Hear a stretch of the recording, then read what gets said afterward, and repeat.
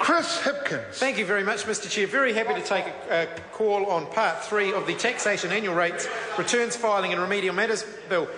This is the part of the bill that's about the electronic filing of tax returns or electronic filing of information, and I think that that's a great thing. I file my tax return electronically each year. My accountant prepares it for me, but I have to sign it.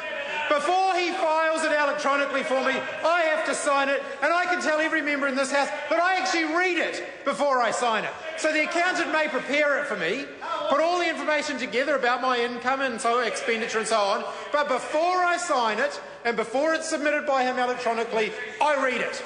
And I make sure that all of the information that's in it is absolutely correct. Now, I think that it's not an unreasonable thing for the IRD to ask New Zealanders to read their tax returns before they are being filed electronically. I think that's very reasonable. And New Zealanders know that if they provide wrong information deliberately to the IRD will come and find them. Because the IRD, I tell you, if there is one agency of government that somebody doesn't want to be investigated by, it's the IRD. Anybody who has been investigated by the IRD, I have the pleasure of saying that I haven't been one of them, but anybody that has will say that it is a most unpleasant experience to have the IRD investigating a person. Now, and that's the whole idea, says Maggie Barry. I agree, because people, when they're filling out forms and signing them, should make sure they're correct. Except this government only think that rule applies to everybody else, but not to them. Because the Prime Minister this week has said that it's okay for a minister to sign a return without reading it and knowing that the information in it is false. Now, if somebody did that with their tax return and knowingly filed it electronically according to the provisions of this piece of legislation, the IRD would be all over them. The IRD would not let go. The IRD, quite rightly, would be all over them, and they would go through all of their financial affairs, because the IRD can do that. But the government's messages to New Zealanders is that that's the standard we expect you to adhere to, but we've got a different one for ourselves. That's right. That is the rule according to this national government. It is absolutely and fundamentally wrong. So let's talk through what that means. If somebody is earning, for example, money in cash, somebody gives them an envelope, a brown envelope, at a meeting over lunch, gives them an envelope with a cheque in it for, let's say, $15,000. So somebody gets $15,000. Are they obliged to declare that as their income when they file their tax return? Actually, yes, I suspect they would be required to declare that when they file their tax return. And if they knowingly filed a return that contained false information about the $15,000 that they received in an envelope while they were having their lunch, they would be done for. Right. The IRD would be all over them. But actually the government, John Key, says, well, that's okay. No. Providing nobody prosecutes anybody, that's actually okay. Well, actually for New Zealanders, if they took $15,000 in income and knowingly filed incorrectly with the IRD about that income, the government would be all over them. The IRD, the government's agent, would be all over them. So what this government says is, actually, that's the rule for everybody else, but not for them. The point that my colleague David Clark raised earlier on about the electronic filing system is a very legitimate one. If the government are going to implement an electronic filing system, we need to actually make sure that it's going to work and that it's going to be robust, but also that people who are using it will get the support that they need to get. Because electronic filing systems don't always work. There can be difficulties with an internet-based system, and somebody, when they're doing these electronic returns, needs to be able to pick up the phone now and then and talk to somebody, particularly given that the penalties for getting it wrong are quite high. For somebody filing information with the IRD that's wrong, the penalties are quite high. They need to be able to pick up the phone, talk to somebody, and make sure that they can get it right. Now, if we've got 1 million New Zealanders a year, or 1 million calls a year where people give up before they even get through to somebody at the IRD, that would suggest that that system's not working well.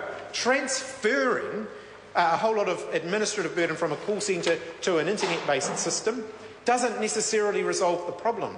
You've still got to have the backup of the call centre there if somebody needs to actually get hold of someone and talk to them and ask them questions. If we think about the massive amount of productive time that is being lost every year by people, Mr Chair, Chris Hipkins, by people who are trying to get hold of the IRD and aren't able to get through, the cost is quite significant. And so I think that's something that the IRD really do need to give some thought to.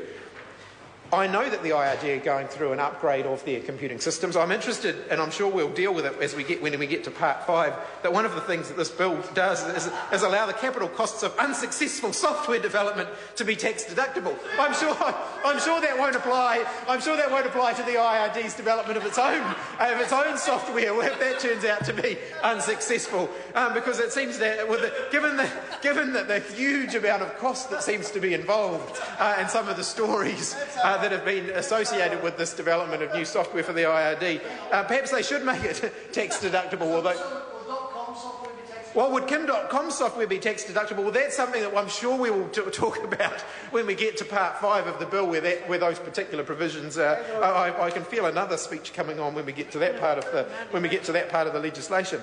So, Mr. Chair, to summarise the contribution that I want to make to this bill, I think electronic filing is a great thing. I think that New Zealanders will welcome the opportunity to file more information with the IRD, providing the computer works with the IRD electronically. I think that's good. It potentially is a great productivity enhancing measure.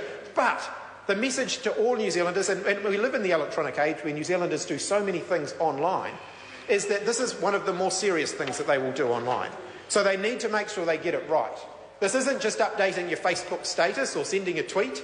Filing something electronically with the IRD has quite severe consequences if it's wrong. Although one or two colleagues have discovered that filing an unwise Facebook status update can get them into hot water as well. That's nothing compared to the hot water that they would be in if they filed something incorrectly with the IRD. The IRD will be all over them. And just as the heavy hand of the law should deal with people who knowingly file incorrect returns in other areas, so that should be the case with IRD. And I think it's very concerning that in this government, according to our own Prime Minister, it's okay for people to knowingly file information that is incorrect, to state things in a return that they sign that they know is not true, and to then try and claim ignorance when challenged on that. A person filing an incorrect tax return could not claim ignorance. They could not claim that they simply didn't know about it. They could not claim that they hadn't read the return that they signed. That simply would not be an acceptable defence to the IRD, and nor should it be. And nor should it be an acceptable defence for elected officials to high public office to try and claim that about the forms that they fill in either. The New Zealand public should not be held to a separate standard to that we hold the people who hold the highest office in the land. They should be held to the same standard as every other New Zealander, and filing a false return, knowing that it is incorrect, is unacceptable for anybody in New Zealand to do. Honourable Clayton Cosgrove. Mr Chairman, I want to return to clause 106, and without reiterating what